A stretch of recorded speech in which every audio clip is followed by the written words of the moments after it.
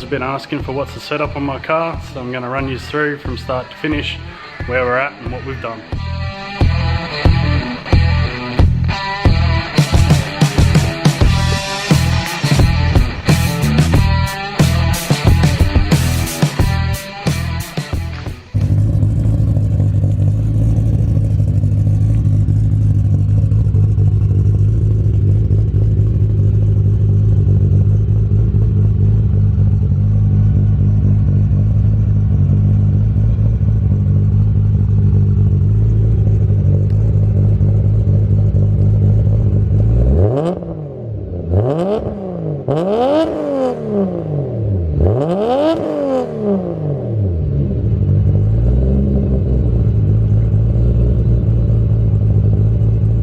It's a 1986 Australian delivered A70, originally 7M manual, non-turbo. 2007 I did the original 1JZ conversion to the W58, just with an Exedi clutch. That lasted all of about 3 seconds before we destroyed that. So fast forward, decided to pull the car off the road, go single turbo, CPC, intake plenum, cams out of a group buy off Supra forums, as that was the only place you could buy them, BC264s, although then they were known as small core 272s. Garrett GD35R, 6 boots manifold and whatnot.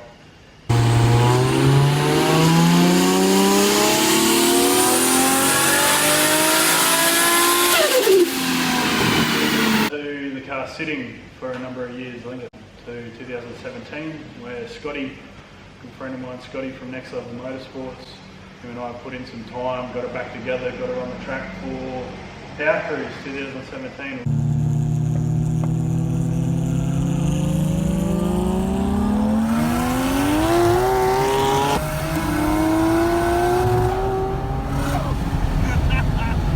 Birthday present, made 600 odd through a TR6060.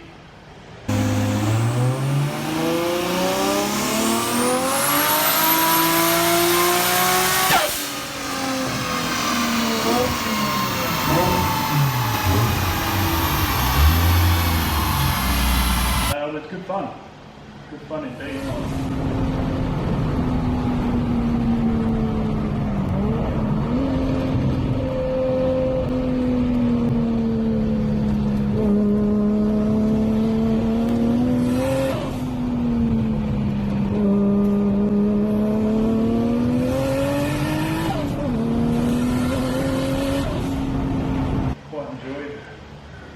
That setup as it was.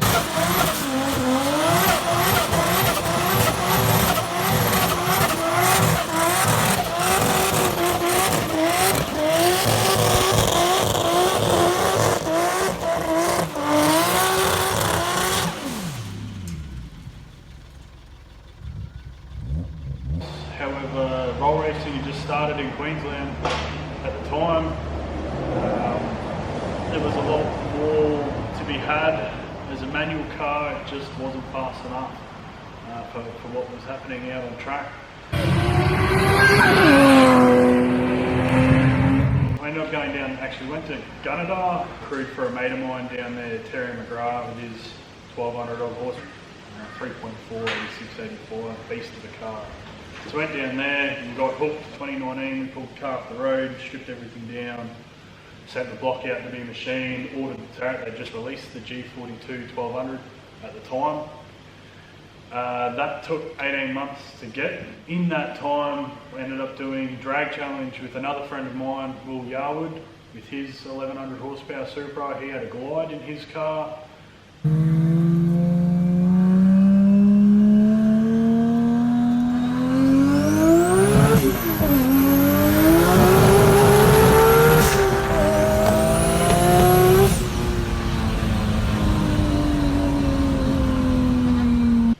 Changed my perception completely. Showed how much nicer an auto car was to drive on the road. So we decided to sell off the 6-speed and everything that we'd just done in my car there, convert it over to a Power Glide. That in itself came with its own my own dilemmas. Ended up getting a glide built out of a guy in Gladstone who promised the world but delivered not much. It was all built over a period. Realistically, by the time we got the motor back and assembled, we had about six or 7 months to assemble everything and get it back in the car running. It took a lot of late nights getting the car together. It was all after hours work at Scotty's shop. Converted the car from a Whitepeak V88 to a Haltech Elite 2500, plus all their sensors, the A70 dash, wideband control, plus EGTs, drive-by-wire. Sort of went to town on it. Realistically, we should have just gone Nexus, as that's what we'll be doing anyway. But we were struck short of time trying to make Street Machine Drag Challenge. So as all good things done, we sent everything out to get powder coated. Come back, we had probably a month to get the car reassembled. Scotty was powering through every night, 5 nights a week for me. Can't thank him enough for doing what he did. It was the week before Drag Challenge. We started it up for the first time.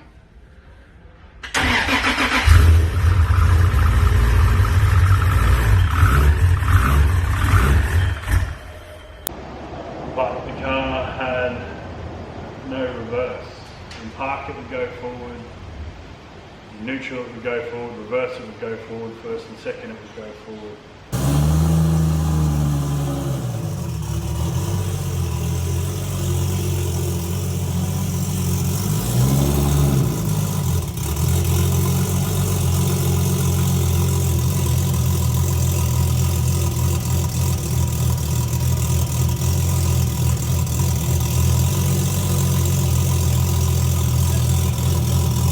Pulled the box out, sent it to a local guy, Greg Brooks.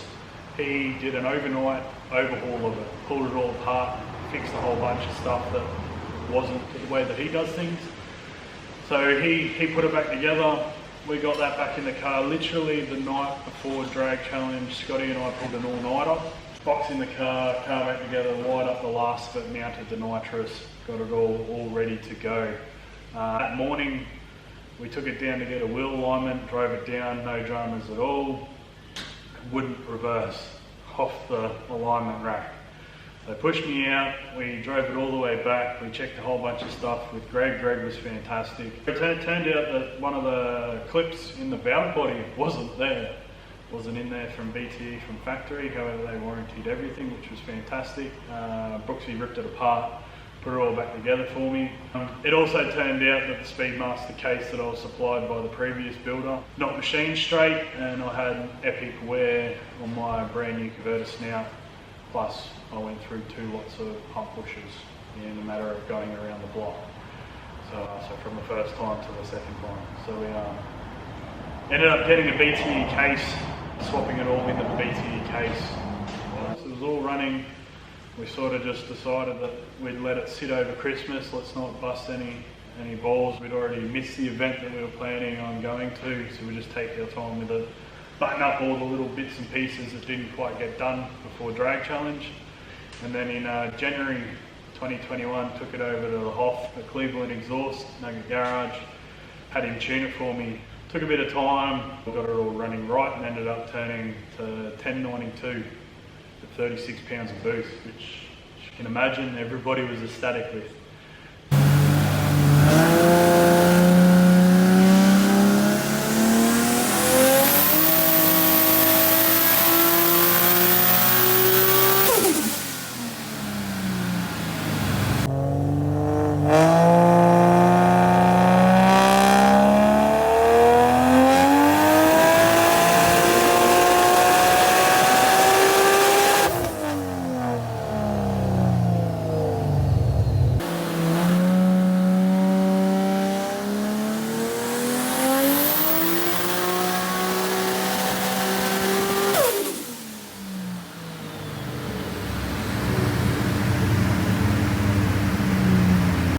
So we're absolutely stoked. Scotty did a great job. Both Scotties did a fantastic job. Can't thank them enough for what they've done, plus their ongoing support over the last 12 months. So this last 12 months we've basically just been been racing.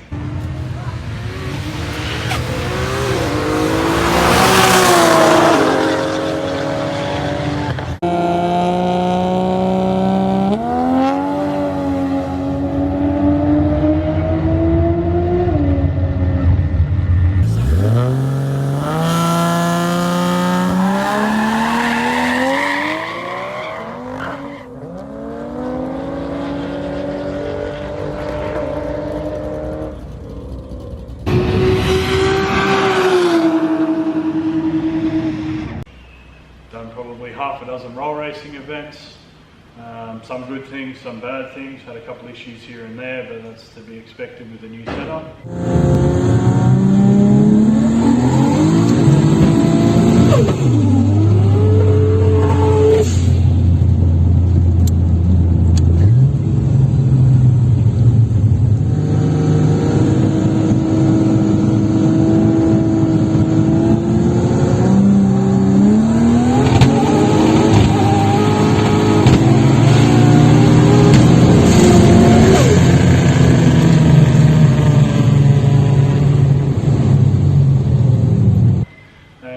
And had some good fun. Currently runs 380s, 100 to 200, which I think is 440, 60 to 130 for the Americans. Machine work was done by Trapnell Race Engines at Yatala.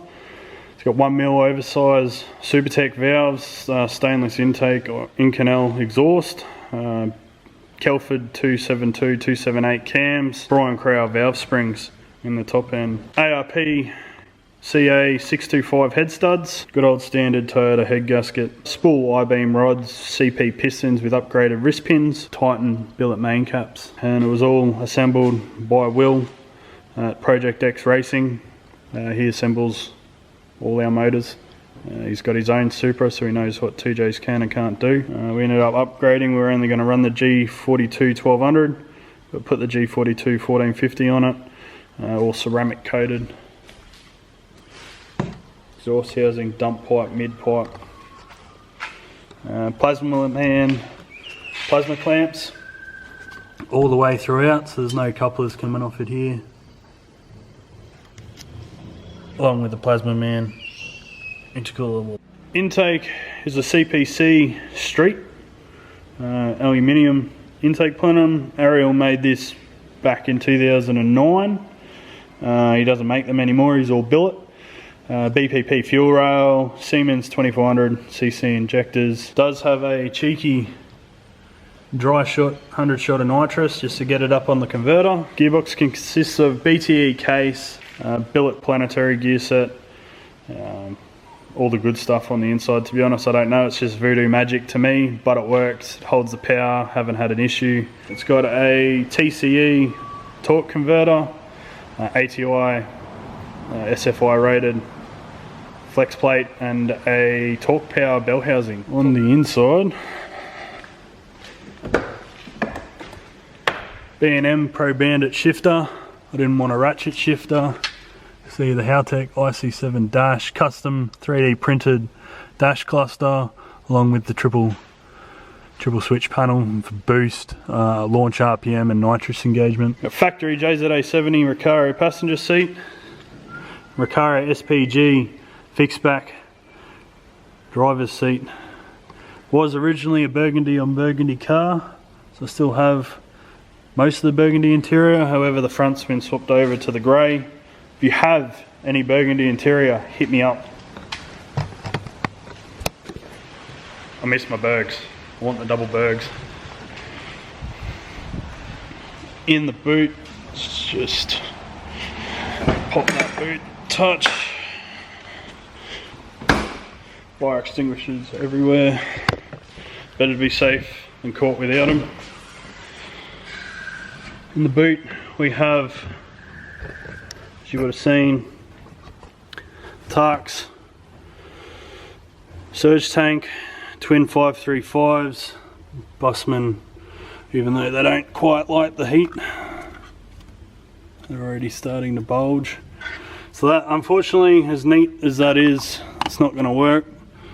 So that all needs to be changed, battery in the boot, and obviously it's where the nitrous would be not there at the moment. So the whole car's got sound deadening throughout. As you can see, the supporters of the car, those who help, Venom, Venari Racing, Haltech, Retrospect, Next Level. They're all mates, all good friends. Vinyl King sticker, cam.